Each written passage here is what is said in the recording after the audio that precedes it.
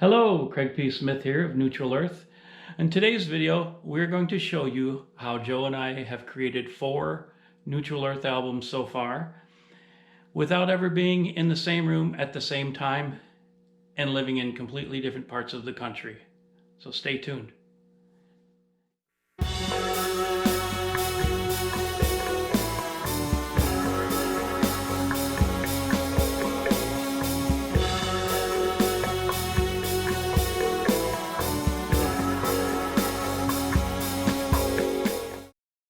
Now, on every Neutral Earth album, we kind of change up the songwriting process to keep things fresh. For every album, we'll do something a little bit different. And on the current album that we're working on, one person will start a song, send it to the other person, they will finish the song, and then add to the end of that song, creating a new song. So it's going to be like a one long extended musical piece, inspired by each other's progress from each song that we're doing. Now, we did this process very similar when we did Coma, and we enjoyed it so much we figured let's do that again. That was fun. So the last song that Joe did, it ended with a little choir going, just a little bit fading at the end. So first thing I did was grab my Mellotron Micro, and I found a mixture of boys choir and female choir, and then I ran it through the microcosm to make things interesting. Here is the Mellotron Micro run through the microcosm.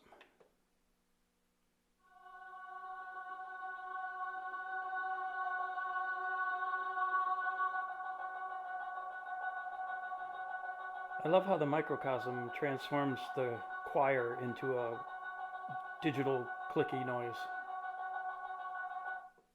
Now, after I recorded the Mellotron Micro run through the microcosm, I grabbed my Alesis SR18, found an interesting drum pattern I think that would work very well, and also ran it through the microcosm to make it really spacey and kind of cool sounding.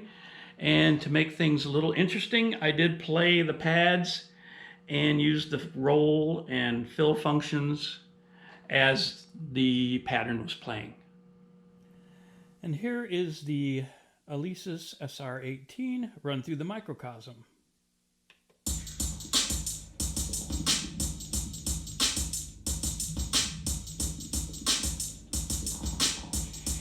It gives it a bubbly, organic feel. And then I'm playing the pads and using the fill and roll function to make things a little more interesting.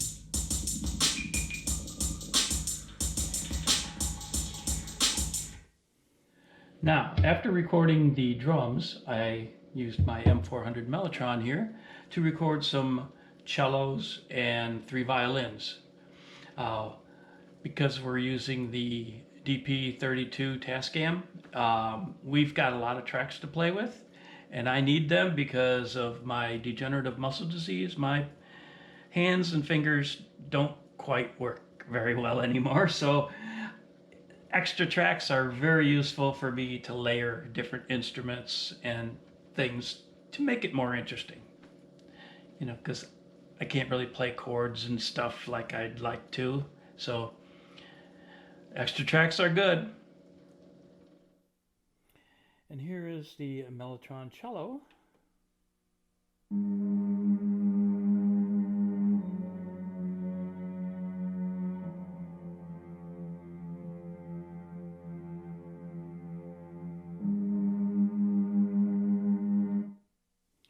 Here's the cello with the drums and the strings.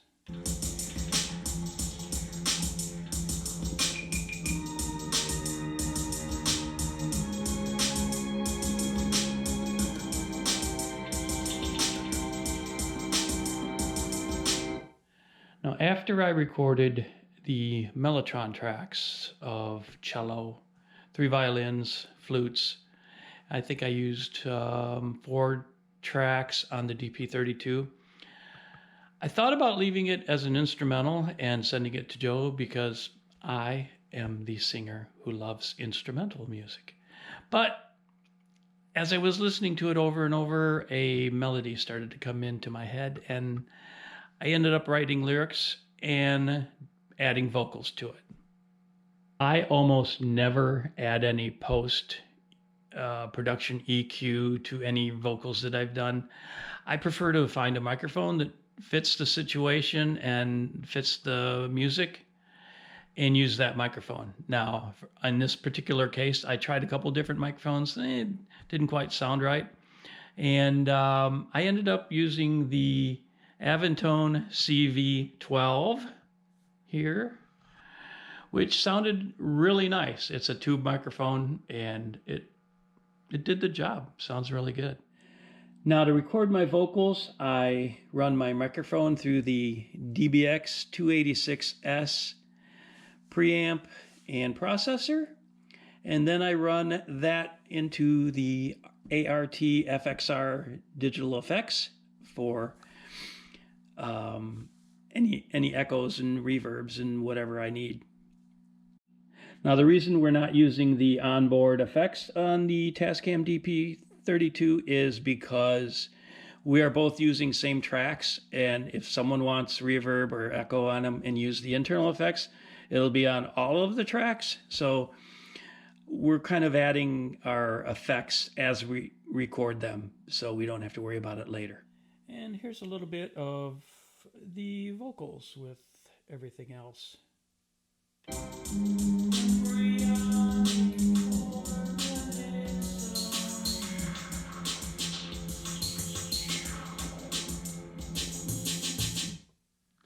Now the final piece to the puzzle was a tiny little Minimoog Voyager part that I added. And it's real simple, but I think it sounded pretty cool. So that was the final piece before I send the card off to Joe. Now as far as sending the SD card or getting your WAV files to the other person in the other state, there are several ways to do it. We are two old school guys with old computers that don't work very well. So we just make a copy of the SD card, put it in an envelope, put a stamp on it and send it. Make a backup in case it gets lost. It never happened yet, but you never know. But you can use Dropbox or different, email ways to do it too. So whatever way you feel comfortable doing it, go ahead and do it. But we just mail the SD card, make copies.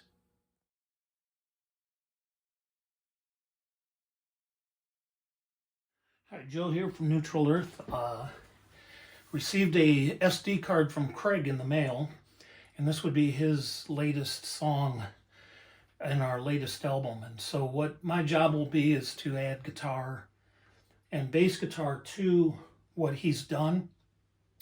I've not heard this before. I heard about 5 seconds of the beginning because I had to cue it up. So since you've watched the video up to this point, you know what it is, but I don't. So here we go. Living in the sunlight, reduced capacity. Miracle nomenclature. Sounds like, the mellotron sounds like there's some minor chords being used to me. I chose to exist, I will resist.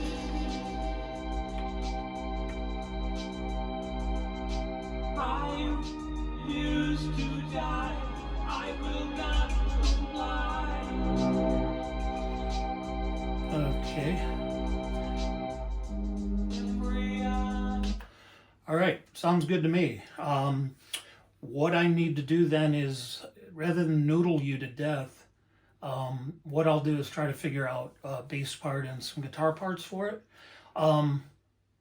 Typically, sometimes that takes an hour, sometimes it can take several days. It just depends on if something comes to me or not.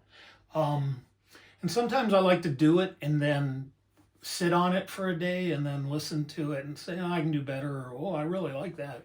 So anyways, I will figure out some parts and lay them onto the empty tracks, and we'll resume the recording at that point.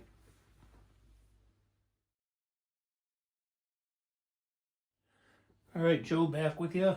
I did get my parts noodled out, and I've added them to Craig's song. What I have here is I muted all of Craig's tracks. I'll just play what I added. First, the bass, and then I'll show you the guitar part I put with that. So there's the bass.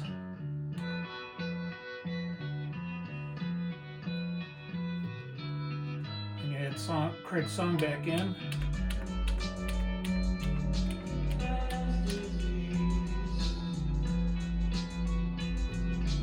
I chose to exist, I will resist.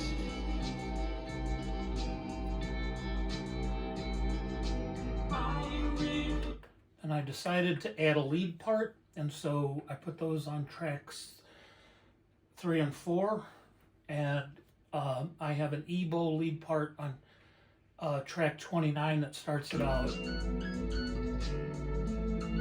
There's the E-bow, and then the other part will come in.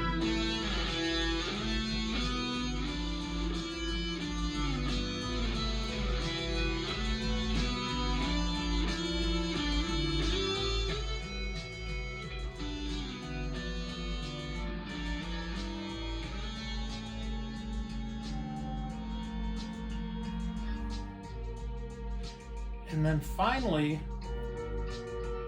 I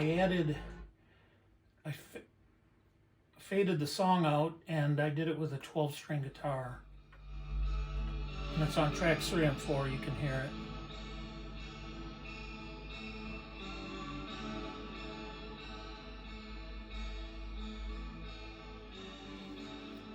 And so what I'll do is when I start my song, I'll fade it up, and it'll have to go with this 12-string part.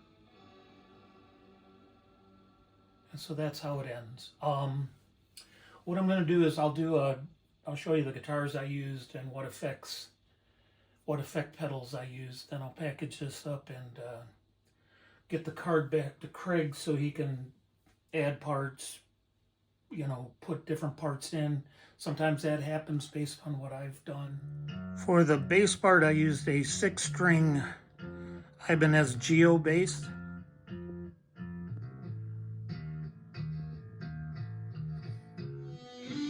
For the lead, I used an Epiphone Firebird. It's not an E-bow lead, it's just me playing lead.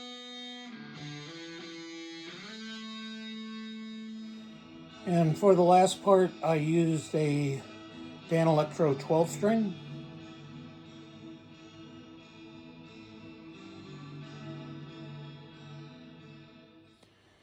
Finally, I always run my guitar through a split cable, seen here. That way I can run the signal through 2 different pedals. I have a Rickenbacker which splits it, but for all the other guitars, I just use this setup.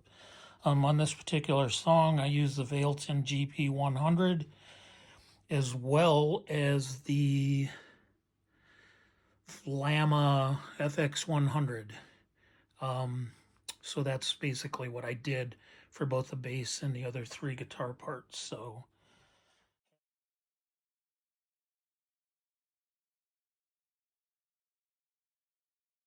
I am now in northern Wisconsin, and I have a temporary studio set up here, and I listen to everything, and it sounds fabulous. Oh man, the E-bow lead guitar that Joe put in there is just super, and so is the lead, and everything sounds great. Now, usually when I start a song, send it to Joe, and he adds his parts. Because he's a better musician than I am, he will inspire me to change some things that I recorded, and that's what we did here.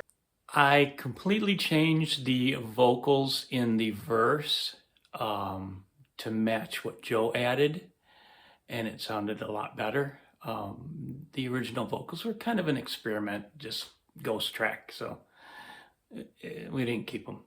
On songs that Joe starts, I usually just complete it by adding vocals and maybe a little M400 Mellotron or some synthesizer. But usually it's a two-step process when Joe starts because, like I said, he's a better musician and he usually sends the songs pretty much almost complete except for vocals.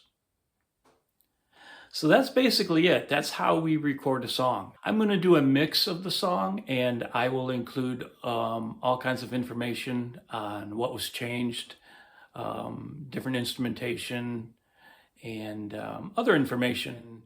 I hope you get out there and do the same thing. If you have a friend who's in another state, another country, your bandmates moved, you don't have to stop doing music together. This is a great way to do it. You know, whatever, doesn't matter. You don't have to use a TASCAM machine like we use. Whatever you use, if you both have the same thing, it's going to work out. So if you have any questions, please post them in the comments and we will try to answer everything. Also, if you're doing music long distance with a friend or bandmates, tell us about it. We'd love to hear it.